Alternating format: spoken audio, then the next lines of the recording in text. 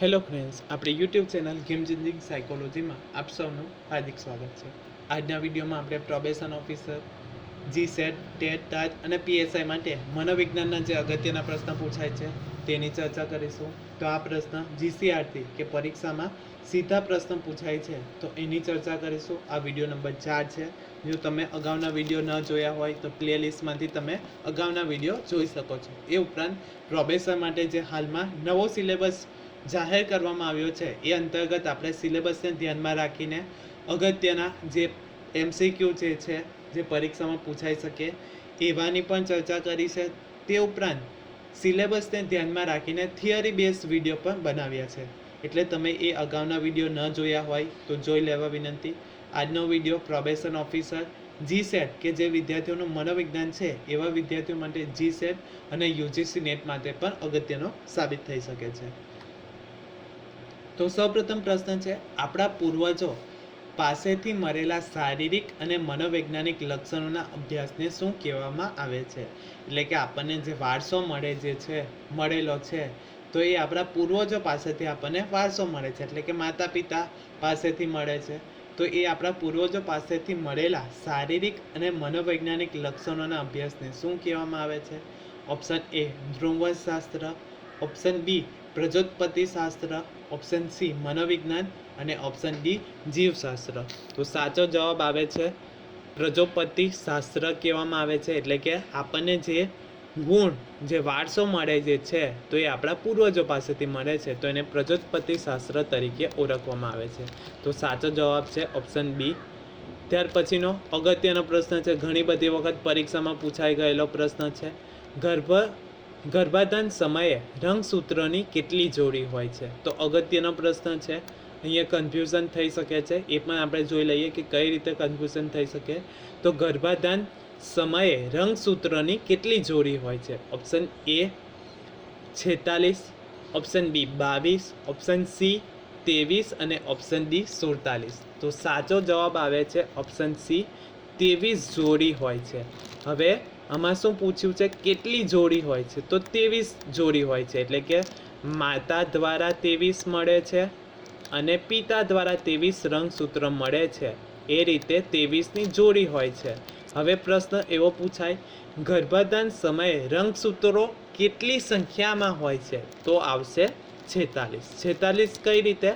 તો 23 માતા દ્વારા અને 23 પિતા દ્વારા, તો આ બંનેનો સરવાળો 46 થાય છે।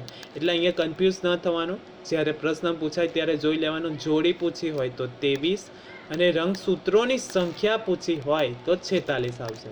તો અગત્યનો પ્રશ્ન છે, તો ગર્ભાધાન સમયે રંગસૂત્રોની કેટલી જોડી હોય છે? તો 23 જોડી હોય છે। કઈ રીતે? તો 23 રંગસૂત્રો માતા દ્વારા મળે છે અને 23 પિતા દ્વારા મળે છે, તો એ જે જોડી છે તો એને રંગસૂત્રોની જોડી 23 કહેવામાં આવે છે। અને ગર્ભાધાન સમયે રંગસૂત્રોની સંખ્યા કેટલી? તો 46 જોવા મળે છે। ત્યાર પછીનો પ્રશ્ન છે, માનવ શરીરના પ્રજનન કોષોમાં કેટલા રંગસૂત્ર હોય છે? ઓપ્શન એ 22, ઓપ્શન સી 23, ઓપ્શન સી 46 અને ઓપ્શન ડી 47। તો સાચો જવાબ આવે છે ઓપ્શન બી 23 પ્રજનન કોષોમાં 23 રંગસૂત્રો હોય છે, જે આપણે જોયું। હવે જ્યારે બાળકનો જન્મ થાય છે તો બાળક છોકરો થશે કે છોકરી, એ પણ પિતાની જે 23મું રંગસૂત્ર છે એના ઉપર ડિપેન્ડ કરે છે। જો માતા દ્વારા તો હંમેશા 23મું રંગસૂત્ર હોય તો એ એક્સ જ હોય છે।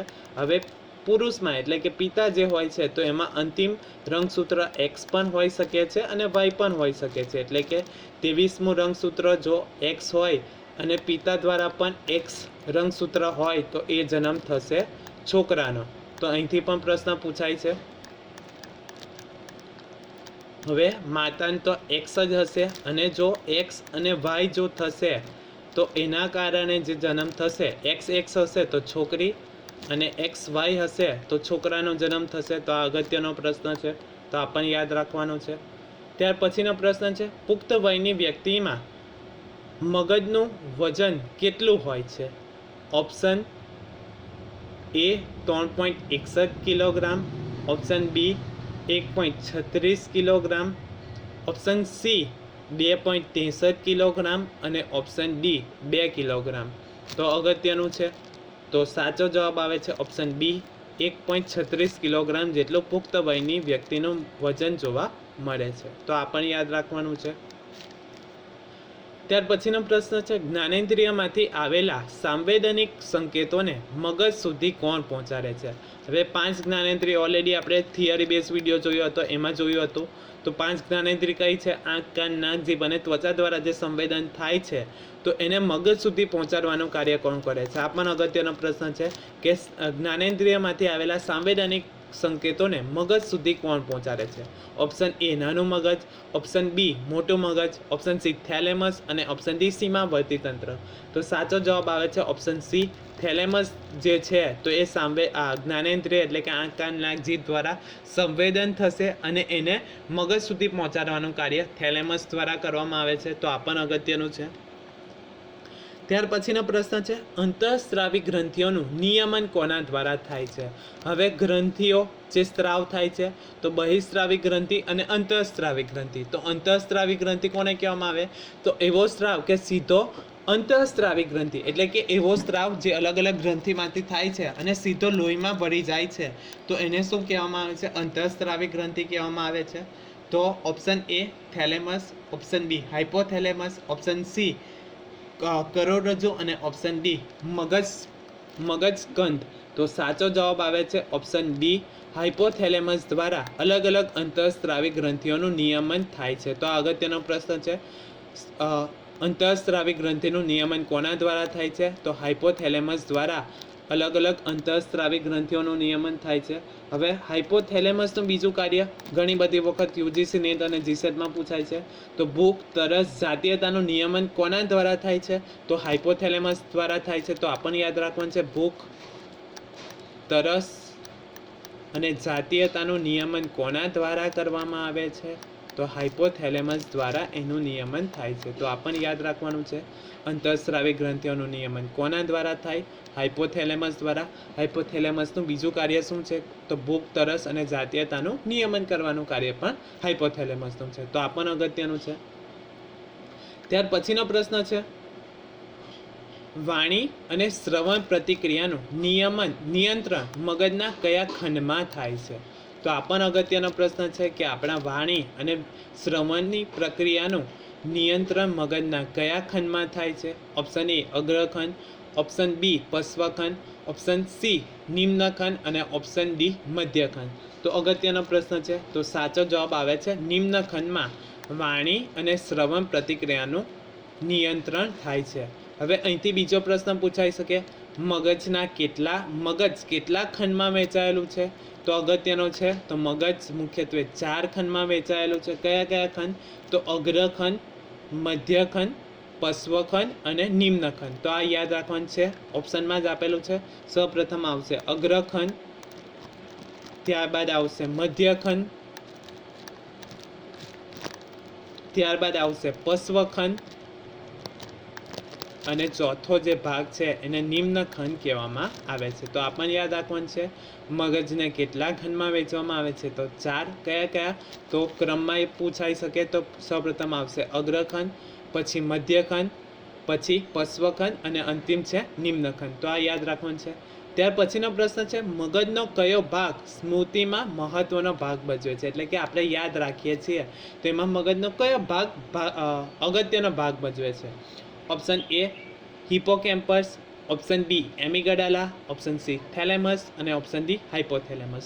તો સાચો જવાબ આવે છે ઓપ્શન એ હિપોકેમ્પસ જે છે એ સ્મૃતિમાં મહત્વનો ભાગ ભજવે છે. એટલે કે આપણે જે વાંચીએ છીએ યા કંઈક યાદ રાખીએ છીએ તો એ લાંબા સમય સુધી યાદ રાખે છે. તો હિપોકેમ્પસ જે છે તો એ સ્મૃતિમાં અગત્યનો ભાગ ભજવે છે. એટલે કે આપણા જે પણ અનુભવ હોય, શિક્ષણ હોય યા કોઈક પ્રસંગો જેને આપણે લાંબા સમય સુધી યાદ રાખીએ છીએ, જેને આપણે સ્મૃતિ કરીએ છીએ તો એ હિપોકેમ્પસમાં અગત્યનો ભાગ ભજવે છે. ત્યાર પછીનો પ્રશ્ન છે ભયજનક કે કટોકટીનો સામનો કરવામાં કયું તંત્ર મદદરૂપ થાય છે, એટલે કે કંઈક ભયજનક પરિસ્થિતિ ઉદ્ભવે યા કટોકટી ઉદ્ભવે ત્યારે સામનો કરવા માટે કયું તંત્ર મદદરૂપ બને છે? ઓપ્શન એ સ્વયં સંચાલિત ચેતાતંત્ર, ઓપ્શન બી કેન્દ્રીય ચેતાતંત્ર, ઓપ્શન સી પરાનુકંપી ચેતાતંત્ર અને ઓપ્શન ડી અનુકંપી ચેતાતંત્ર. તો સાચો જવાબ આવે છે અનુકંપી તંત્ર જે છે તો એ ભયજનક કે કટોકટીનો સામનો કરવા માટે મદદરૂપ બને છે. ફોર એક્ઝામ્પલ, આપણે કોઈક પ્રાણીને, કોઈ હિંસક પ્રાણીને જોઈએ, ફોર એક્ઝામ્પલ લઈએ સિંહ, તો સિંહને જોઈને આપણા શરીરમાં અમુક ફેરફારો થાય છે. તો કયા કયા ફેરફારો થશે? તો આપણા હાથ પગ ધ્રુજવા લાગે છે, શ્વાસોશ્વાસનું પ્રમાણ વધી જાય છે, લોહીનું પરિભ્રમણની ઝડપ વધી જાય છે, પરસેનો થાય છે. તો આ બધું જે થાય છે તો એને અનુકંપી ચેતાતંત્ર એક્ટિવ થવાના કારણે આપણો શ્વાસોશ્વાસની ક્રિયા વધી જાય છે, હાથ પગ ધ્રુજવા લાગે છે, હૃદયની ગતિ વધી જાય છે, લોહીનું પરિભ્રમણ વધી જાય છે, પરસેવો થાય છે. તો આ બધું અનુકંપી ચેતાતંત્ર એક્ટિવ થવાના કારણે આ પરિસ્થિતિ ઉદ્ભવે છે. હવે આપણે એ પરિસ્થિતિમાંથી બહાર નીકળી જઈએ, કે ભયજનક પરિસ્થિતિમાંથી બહાર નીકળી જઈએ, એટલે કે જે સિંહ જોયો હતો ત્યારે આપણા શરીરમાં ફેરફારો થયા હતા. હવે સિંહ જતો રહે પછી આપણે નોર્મલ થઈ જઈએ છીએ. તો નોર્મલ કરવાનું કાર્ય કોણ કરે છે? તો પરાનુકંપી ચેતાતંત્ર કરે છે. હવે પરાનુકંપી ચેતાતંત્ર શું કરશે? કે જે પહેલાં હૃદયની ગતિ વધી ગઈ હતી એને નોર્મલ કરવાનું કાર્ય કરે છે.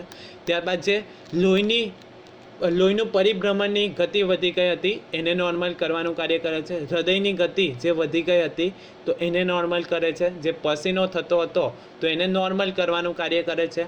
તો આ બધું કાર્ય પરાનુકંપી ચેતાતંત્ર કરે છે. તો અનુકંપી અને પરાનુકંપી તંત્ર જે છે તો એકબીજાનું વિરુદ્ધ કાર્ય કરે છે.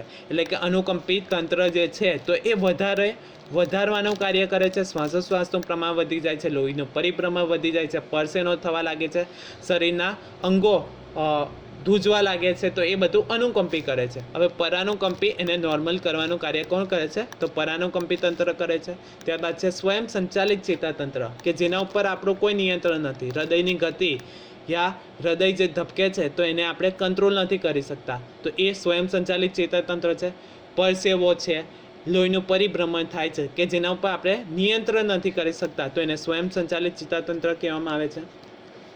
ત્યાર પછીનો પ્રશ્ન છે કંદ ગ્રંથિમાંથી કયો સ્ત્રાવ ઝરે છે? આ પણ અગત્યનો પ્રશ્ન છે કે કંદ ગ્રંથિમાંથી કયો સ્ત્રાવ ઝરે છે? Option A oxytocin, option B vasopressin, option C thyroxine અને ઓપ્શન ડી લેક્ટોજેનિક. તો સાચો જવાબ આવે છે ઓપ્શન સી થાઇરોક્સિન કહેવામાં આવે છે. હવે થાઇરોક્સિનનું કાર્ય શું છે? તો ચયાપચયનું નિયમન કરવાનું કાર્ય થાઇરોક્સિન દ્વારા કરવામાં આવે છે. થાઇરોક્સિનનું પ્રમાણ વધુ હોય તો એને અતિમાત્રા કહેવામાં આવે છે, એટલે કે અતિ થાઇરોઇડ કહેવામાં આવે. અને થાઇરોક્સિનનું પ્રમાણ ઓછું હોય તો એને અલ્પ થાઇરોક્સિન તરીકે ઓળખવામાં આવે છે. તો આ પણ અગત્યનું છે. કંદ ગ્રંથિમાંથી કયો સ્ત્રાવ ઝરે છે? તો થાઇરોક્સિનનો સ્ત્રાવ ઝરે છે. હવે થાઇરોક્સિનનું કાર્ય શું છે? તો થાઇરોક્સિનનું કાર્ય ચયાપચયનું નિયમન કરવાનું છે. જો થાઇરોક્સિનનો સ્ત્રાવ વધુ ઝરે તો એને અતિ થાઇરોક્સિન કહેવામાં આવે છે, અને જો થાઇરોક્સિનનું પ્રમાણ ઓછું હોય તો અલ્પ થાઇરોક્સિન તરીકે ઓળખવામાં આવે છે. આશા રાખું છું કે તમને આ વિડીયોમાં સમજ પડી ગઈ હશે, અને જો તમને આ વિડીયો પસંદ પડ્યો હોય તો વધુમાં વધુ લાઇક કરો, શેર કરો અને અમારી ચેનલને સબસ્ક્રાઈબ કરી શકો છો. Thank you.